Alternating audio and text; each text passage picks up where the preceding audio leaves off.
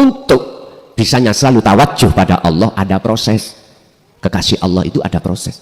Kadang jatuh bangun, jatuh bangun.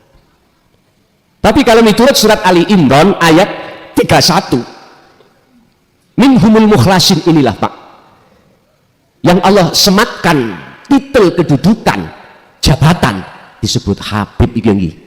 Yuhibbukumullah, ini yang berhak menyandang status Habib. Habib jamak dari habaib jamak dari Habib.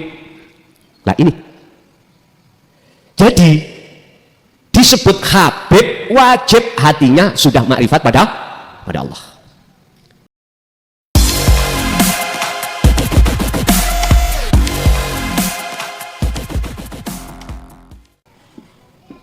Niki Pak, bagaimana Allah yang esa itu terasa dekat dalam hati kita. Ini maksudnya pendidikan la ilaha illa anta. Setelah itu anta sudah nggak ada. Anta berarti itu adalah statusnya Allah. Pada saat di anta, ana ini status kita sebagai makhluk. Berarti Allah terasa dekat. Lah, ketika saat zikir ini pengamalannya itu kita laksanakan kelawan dikron kasiron yang tidak diucap la ilaha illa anta, enggak. Sering tak sampaikan, anta yang bagaimana? Maka sampailah hanya ana. Kalau ana maksudnya ana adalah ilahun wahid, kata Rasul, ilahukum ilahu wahidun, ilahukum ilahu wahidun. Status ana ini sudah tidak ada, ana makhluk, anta ya sudah tidak ada. Saya ulang, anta tadi kan mukhatabnya nang Allah toh, Allah. Ana mukhatabnya kepada kita makhluk. Kalau Allah ini sudah terasa dekat di dalam diri kita, jadi selain anta ambil ana nggak ada, tapi masih ada anta, ada ana. Ini Allah terasa dekat pada hati kita dikarenakan kita sering-sering berzikir. Akhirnya iki diteruskan, maka muncullah ana. Kalau sudah sampai ana, inilah yang disebut arif. Ya, arifin. Siapa arifin ini? Orang-orang yang dikatakan sudah makrifat atau bertemu Allah. Jadi tinggal ana. Anta yang sudah tidak ada, sebutan ana yang nggak ada, ana makhluk, tinggal ana ilahukum ilahu wahid. Wis, kalau hati sudah duduk di ana Allah, itulah yang disebut ahad, yang disebut yang esa. Nah, biar umat ini kenal terhadap wujuding Allah ilahun wahid rupani, maka Rasulullah membahaskan, mengajarkan di samping tauhid la ilaha illa anta juga la ilaha illa ana. Jikalau manusia hatinya sudah sampai pada anta wa ana dzikirnya, maka segala bentuk kenikmatan kehidupan duniawiyah itu nggak bisa menipu. Menipu jenengan nggak bisa, nggak bisa. Dan atau tidak bisa menghalangi ruhaniyah Anda untuk bertemu Allah, nggak bisa. Inilah Bapak Ibu yang kami sebut dalam satu ayat yang dikecualikan iblis tidak bisa mempengaruhi golongan ini, yang dalam Al-Quran Allah katakan illa ibadata minhumul mukhlasin. Kalau nggak salah itu surat Al-Hijr ayat 40. Semua iblis ngomong, anak putu Adam termasuk Adam, ya Rob Tuhanku tak jerumuskan. Tapi ada satu yang nggak bisa, illa ibadaka, kecuali hambamu, minhumul iku setengah saking ibad, yaitu al mukhlasina utawi wong sing jenengan pilih. Siapa wong sing dipilih Allah itu? Ya, ini kembali lagi, itulah hati yang selalu berzikir pada Allah. Alladzina yadhkurunallaha qiyaman wa qu'udan wa ala junubihim. dalam aktivitas apapun beliau-beliau itu hatinya selalu ingat pada Allah.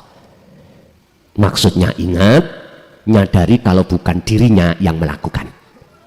Karena dirinya ana depan ini ya sudah tiada, dirinya anta sudah tidak ada, tinggal dirinya Allah ilahun wahid yang melakukan. Inilah Pak miturut Allah dalam surah Yunus ayat 62. Inilah yang disebut kekasih Allah. Ini yang pantas tersemat di dalam dirinya, dikasih Allah titel aulia. Nah, ini aulia jamak dari wali, maknanya kekasih Allah.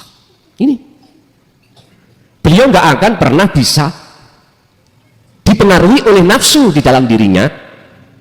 Beliau tidak akan pernah bisa dihalangi oleh nafsu dalam dirinya untuk bertawajuh pada Allah, baik ketika saat ibadah makhdhuf atau ghairu makhdhuf, murni atau tidak murni. Untuk bisanya selalu tawajuh pada Allah ada proses. Kekasih Allah itu ada proses. Kadang jatuh, bangun, jatuh, bangun.